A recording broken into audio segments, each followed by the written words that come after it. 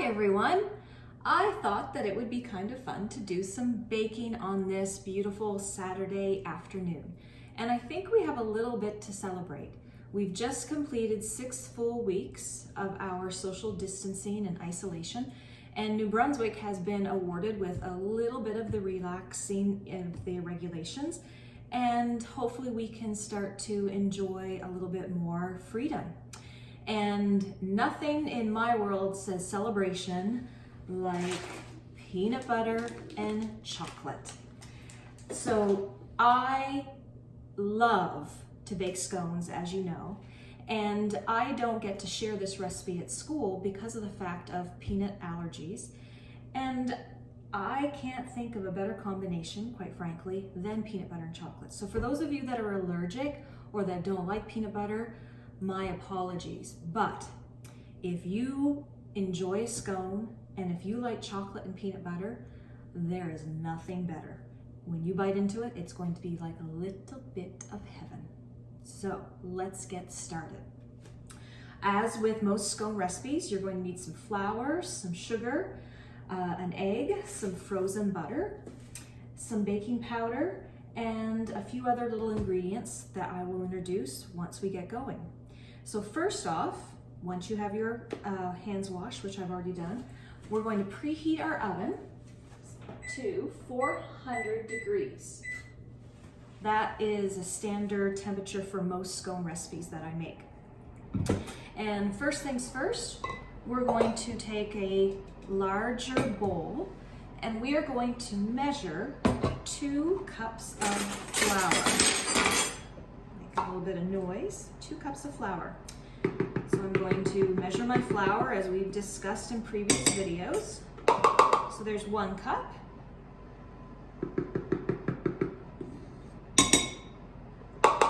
And there's 2 cups. So that is all for our flour.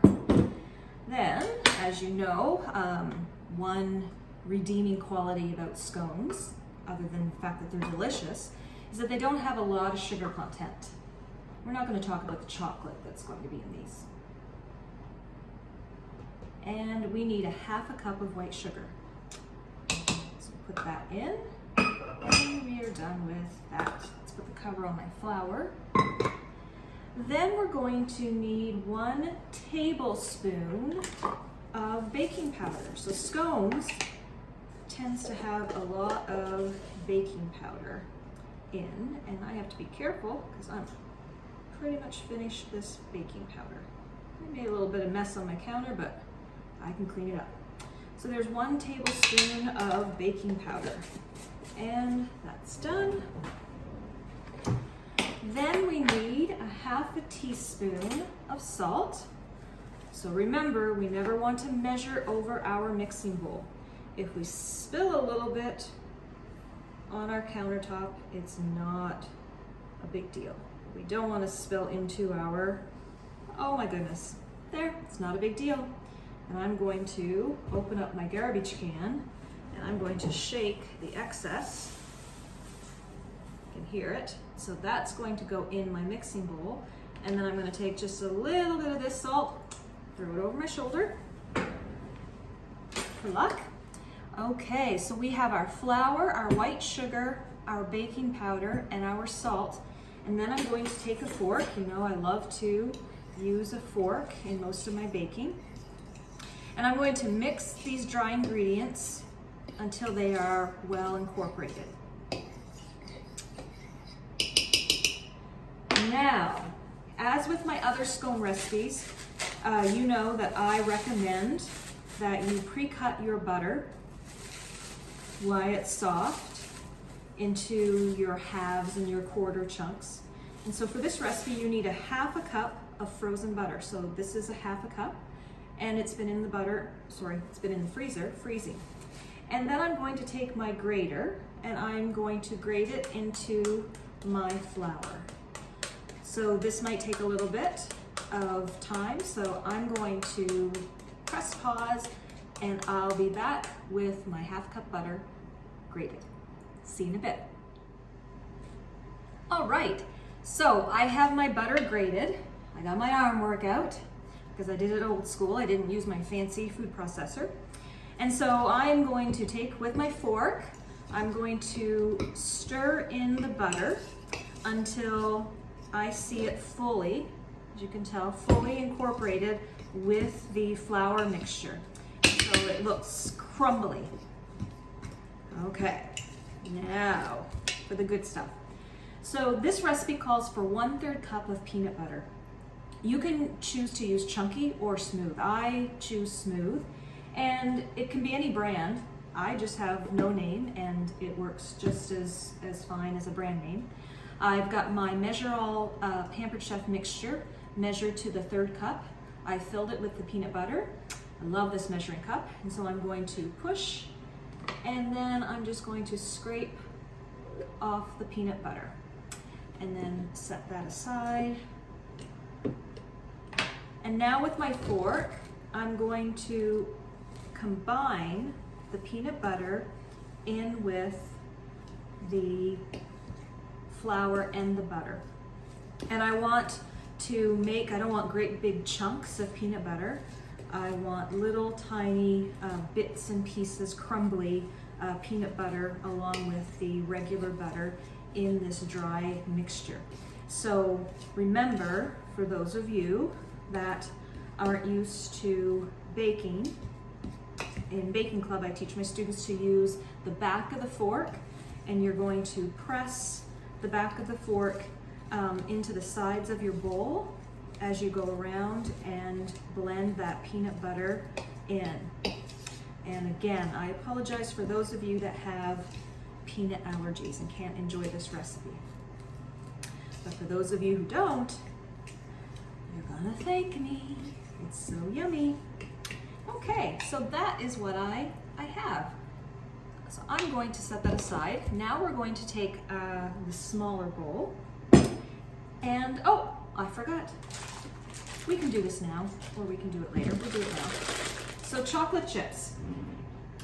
You'll see when you look at the printed recipe that if you choose to use mini chocolate chips, the recipe calls for 3/4 of a cup.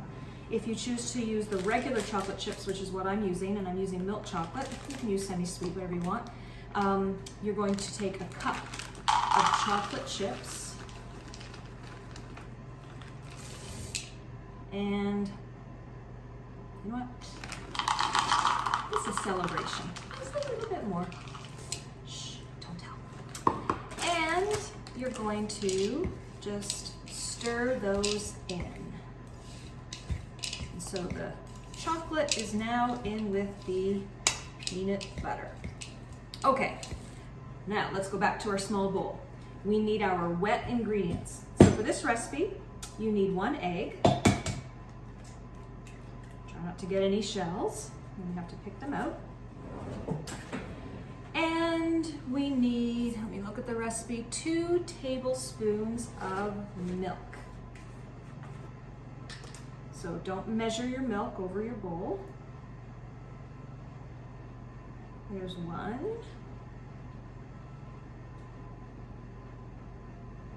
And there's 2. Didn't spill it like I spilled the salt, yay me. Now, this recipe calls for sour cream. Sometimes I have sour cream, sometimes I don't, but I usually have Greek yogurt. You can substitute Greek yogurt for sour cream in almost any recipe, and Greek yogurt tends to be the healthier option. So today I'm using Greek yogurt, and quite frankly, if I had Greek yogurt and sour cream in my fridge, I probably would always choose the Greek yogurt. And this recipe calls, make sure I have the recipe, ingredients, quantities, yes, 1/4 of a cup of either sour cream, or like I say, today I'm using Greek yogurt. So those of you that are used to Greek yogurt, if you haven't dipped into it in a few days, you need to stir it up. And I'm going to then measure in 1/4 of a cup. If it's a little bit more, I don't get too worked up about that. Okay, so I've got my egg, my milk, and my Greek yogurt. I'm just going to use that same spoon that I just took the yogurt out with, cover that up. And then finally, this recipe calls for 2 teaspoons of vanilla. Don't measure your vanilla over your bowl. There's 1. And there's 2. Close that back up. Now I want to carefully, let's put that over there. I want to carefully blend the egg and the yogurt. The oven's ready. I want to carefully blend this wet mixture so that it's as smooth as can be. So you're going to find that the yogurt or the sour cream might be in little chunks at first. I'm just going to take my clean finger. I can wipe that off later. You might find that the yogurt or sour cream, whatever you're choosing to use, is a little lumpy at first, but if you keep at it, it eventually is going to be a very nice, smooth, can you see that? Nice, smooth combination. Okay, now you're going to take your dry, and I'm going to clean things off here a little bit, and you're going to pour your liquid into your dry. And you want to really scrape out that bowl because you're going to need every drop of liquid that you can get out. Now, if you've watched any of my other scone recipes, you know that one secret to the scones, other than the frozen butter, is that you don't want to overmix your dough. Because if you overmix your dough, then it's going to be more cake-like, and we don't want our scones to be a cake-like consistency. So I'm actually going to pause and I'm going to wash my hands before I do the next step. I'll be right back. Okay, I have some clean hands now. All right, I am going to stir very carefully with my fork. I want to make sure that all of the wet is mixed into the dry. I am not going to over stir, remember. It's going to look very, very crumbly, and you're going to probably think, oh my goodness, I need more liquid. Should I add more milk? Another egg? And the answer is no, don't do that. So once I know that I've got all of my liquid, and so that's what I have, if you can tell. It's very dry, very crumbly. So I'm going to now clean up my surface because I'm going to empty out the contents and I'm going to knead my dough onto my clean surface and then create the disc. So I'll be right back when I have everything cleaned and ready to go. Everything is now clean and I am ready to turn my scone dough onto my clean surface because I'm going to knead it a little bit. Now, you want to be really careful. I've done this before and I've had dough all over my floor. So I've purposely have waited. I haven't cleaned my floor yet today. I was waiting till I was done my baking. So, okay. You want to make sure that you empty out all the contents out of your bowl. You can smell that peanut butter. Smells good. Okay, now I'm going to set this aside. So I've got a little bit of a mess here. Can you see it? Just push it forward a little bit. So the secret is for today's recipe, I'm going to divide this into 2 and make mini scones, which will make 16. You can keep it as 1 great big huge disc and make 8 larger scones. It's totally up to you. So I need to, because right now it's just a mess. I need to create that uniform dough disc. So I'm going to literally count out how many times I squeeze and kind of push the dough together in a kneading type of action, because I don't want it to be like bread or the cinnamon buns where I'm kneading for 10 minutes. It's definitely not that. So there's 1, so I'm squeezing as I'm pushing it together. 2, 3, I'm going to turn it over. 4, 5, 6, 7, 8, 9, and let's see if I can get 10. I'll do kind of there. So about 11 times. I think the recipe says 8 to 10 times. Okay, so as you can tell now it's a ball. And so like I said, I'm choosing to divide it into half. So I'm just gonna eyeball it and just divide it into as what I think is equal as possible. I'm not gonna get too concerned with how equal. And so I have my ball, and now I'm going to press, and as I press down, I'm gonna continue to shape it into a nice round disc. And I want it to be probably about 15 centimeters in diameter. And once I cut it, I will move the camera so you can see roughly the shape and the size that I've made. So once I think that they're roughly equal thicknesses and equal diameter, I'm done. So now I'm going to take my pizza cutter and I'm going to cut halfway, right down the middle, then crossways halfway, and then diagonal. Chocolate chips get stuck, and diagonal another way. So I have 8 small wedges, and I'm going to do the other with the same with the other half. So half, half, quarter that other half, and quarter that half.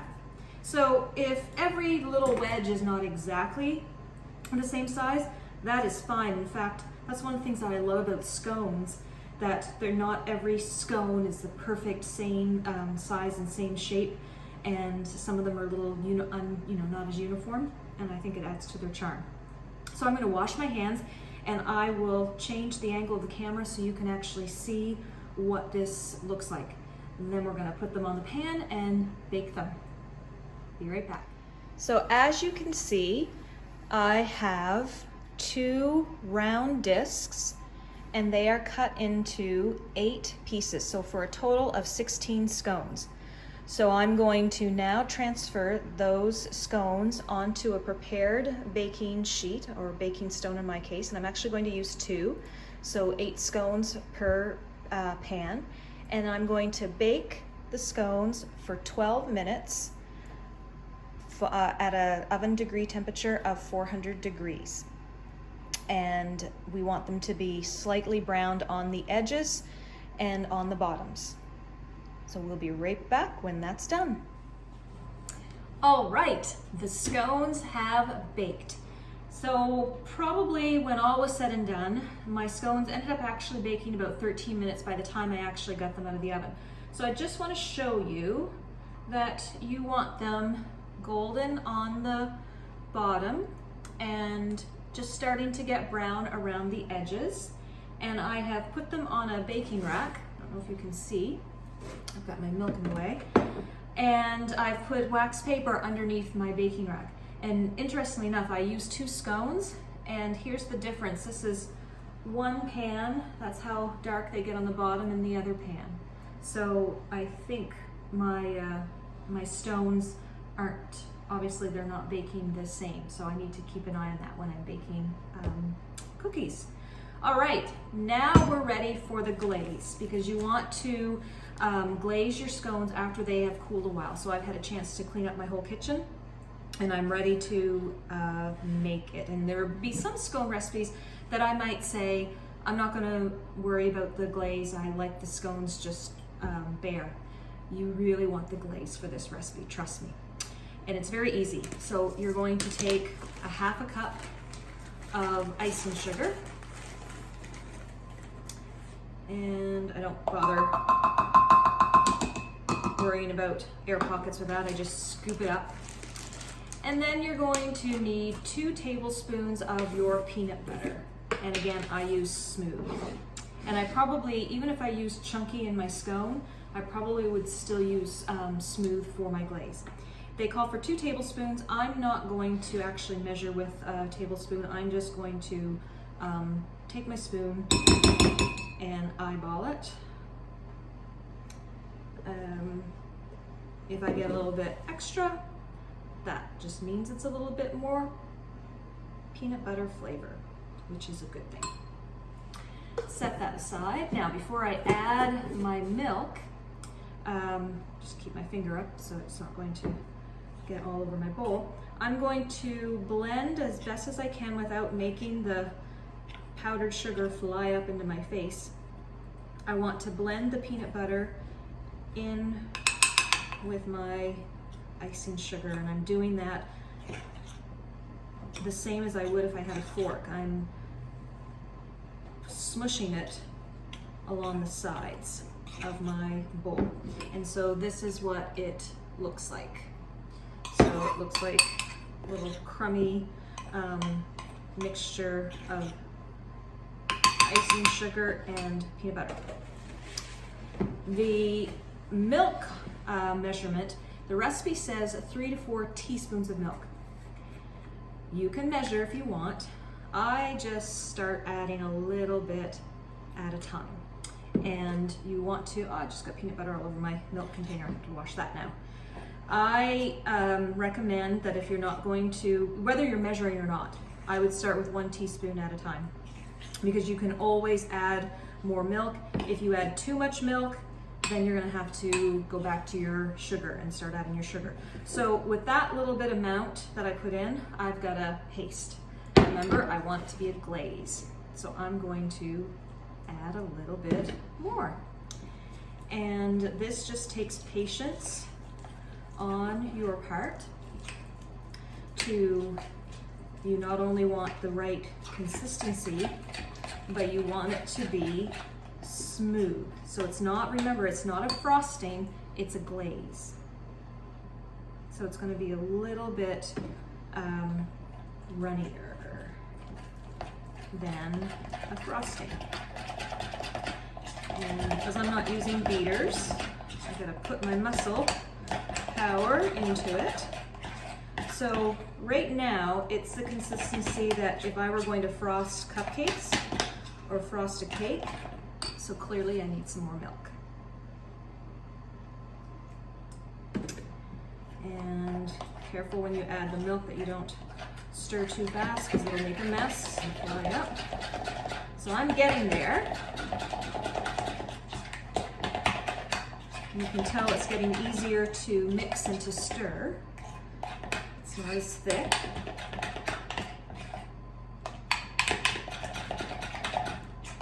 And it's getting smoother. So you can tell it's kind of coming off of my spoon. And I'm going to add just a little teensy weensy bit more milk. I want it to be a nice glaze. And this really finishes off the scones nicely, and it makes them look pretty too. So you can see that it is running right off of my spoon. And I have pretty much removed all the lumps from the sugar and the combination of the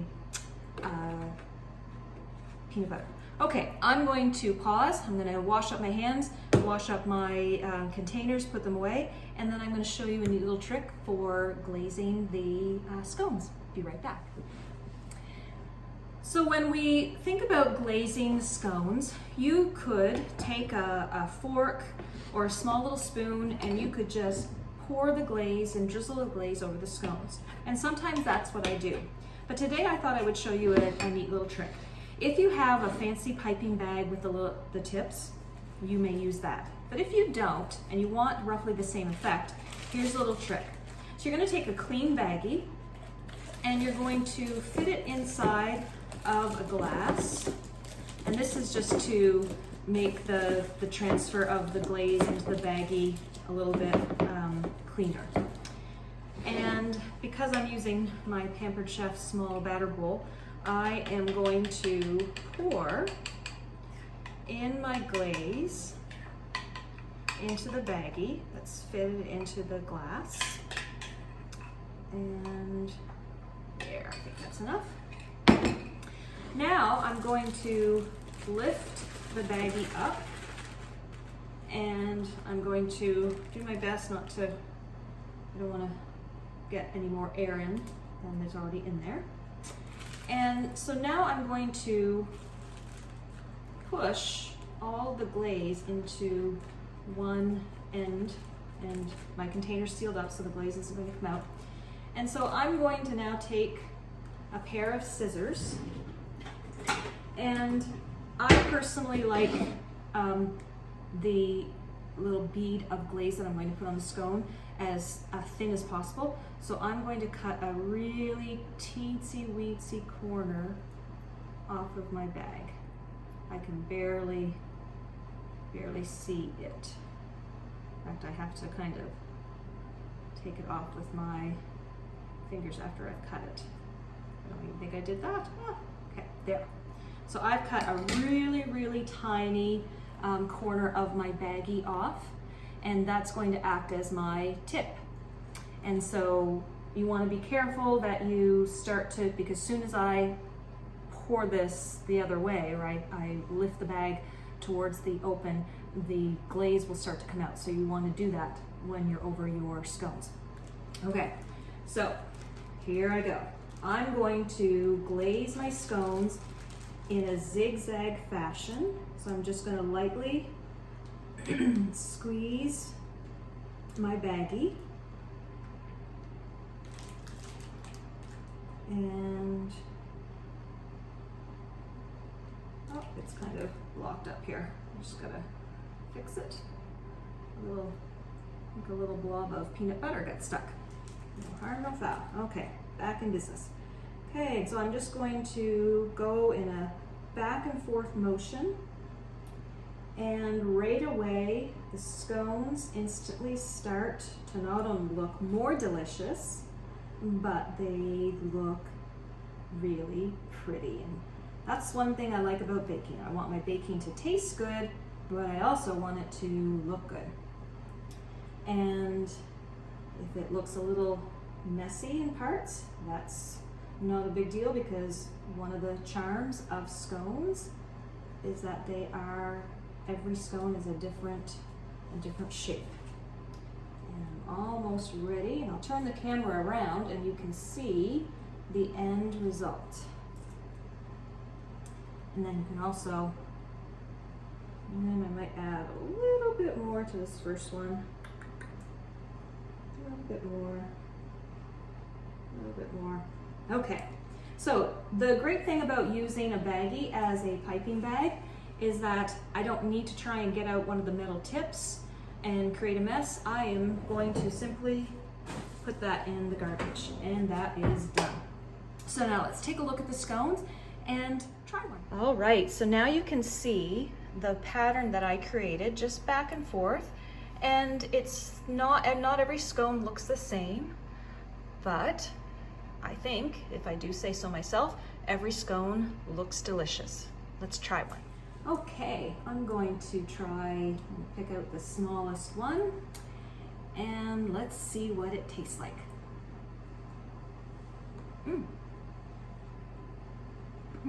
Excuse me. That is delicious. So there you have it, guys. There is a yummy recipe, chocolate chip peanut butter scones. I want to congratulate all of you boys and girls and all the moms and dads out there for putting in 6 weeks of hard work, which paid off. I hope you enjoy our newly expanded bubble. I know that I was really excited. I got to hug my son yesterday for the first time in over 6 weeks, which was really sweet. And I hope we continue to show the rest of the country just how great New Brunswick is, and we continue to do our part. So enjoy, everybody, and have a great weekend. See you later.